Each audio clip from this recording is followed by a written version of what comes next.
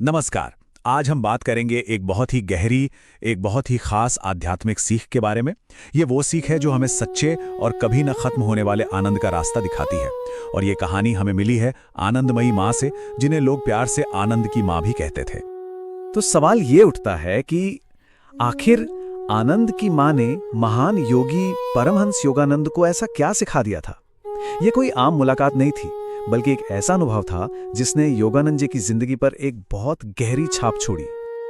देखिए, हम सब अपनी जिंदगी में एक ही चीज के पीछे भाग रहे हैं, खुशी, है ना? पर होता क्या है, दुनिया में सुख दुख तो लगे ही रहते हैं।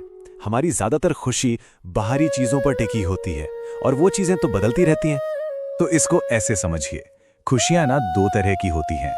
एक होती है बाहरी खुशी, जो लोगों पर, जगहों पर, चीजों पर डिपेंड करती है और इसीलिए ये आती जाती रहती है। और फिर होती है अंदरूनी खुशी, या कह लीजिए आंतरिक आनंद, जो बिना किसी शर्त के होता है। ये हमेशा एक जैसा रहता है, अटूट, और हर आध्यात्मिक रास्ते की मंजिल यही आनंद है। तो चलिए अब आते हैं इस कहानी के दिल पर, उस खास मुलाकात पर जहां दो महान आध्यात्मिक गुरु एक दूसरे से मिलते हैं। और जैसा मैंने कहा, यह सिर्फ एक मुलाकात नहीं थी, ये एक बहुत ही गहरा आध्यात्मिक अनुभव था। तो कौन थे ये दो लोग? एक तरफ थे परमहंस योगानंद, एक बहुत ही जाने माने योगी और मशहूर किताब ऑटोबायोग्राफी ऑफ ए योगी के लेखक, और दूसरी तरफ थी आनंदमयी माँ, बंगाल की एक पूजनीय संत, जिन्हें उनके दिव्य आनंद की वजह से ही आनंद की माँ कहा जाता था। और सोचिए ये मुलाकात कितनी गहरी रही होगी। जब योगानंद जी उनसे मिले तो उन्हें इतना शुद्ध और दिव्य प्रेम महसूस हुआ कि उन्हें लगा जैसे वो अपनी सगी मां से मिल रहे हों। कितना शुद्ध, कितना दिव्य प्रेम महसूस किया होगा उन्होंने। वाकई एक असाधारण अनुभव। तो यही सवाल उठता है ना कि आखिर आनंदमयी माँ की इस अद्भुत, इस असाधारण अवस्था का राज क्या था। ऐसा क्या था उनमें कि योगानंद जैसे महान योगी भी इतने प्रभावित हो गए। वो कभी न खत्म होने वाला आनंद आता कहां से था? उनकी जो ये अवस्था थी ना, उसे हम कह सकते हैं सहज और निरंतर आनंद।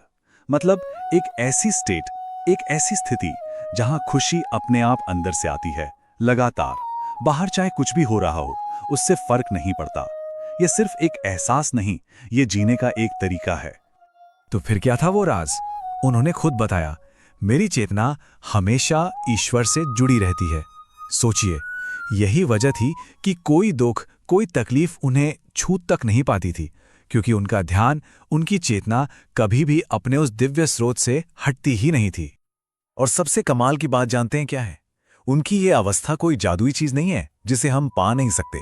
नहीं, ये एक ऐसी क्षमता है जो असल में हम सबके अंदर है। ये हम सब के लिए एक बहुत बड़ी सीख है। तो अगर इस सीख को एक रास्ते की तरह देखें तो इसके 3 बहुत ही आसान से कदम है। पहला, ये मानना होगा कि सच्ची खुशी बाहर नहीं, अंदर है। दूसरा, अपना ध्यान बाहर की दुनिया से हटाकर अंदर की तरफ मोड़ना। और तीसरा, हर पल, हर लम्हे अपने अंदर के उस कनेक्शन को मजबूत करते जाना। तो कुल मिला के बात इतनी सी है, असली खुशी की तलाश वही खत्म होती है जहां से वो शुरू होती है, यानी हमारे अंदर। अब सोचने वाली बात यह है कि क्या हम उस खुशी को पाने के लिए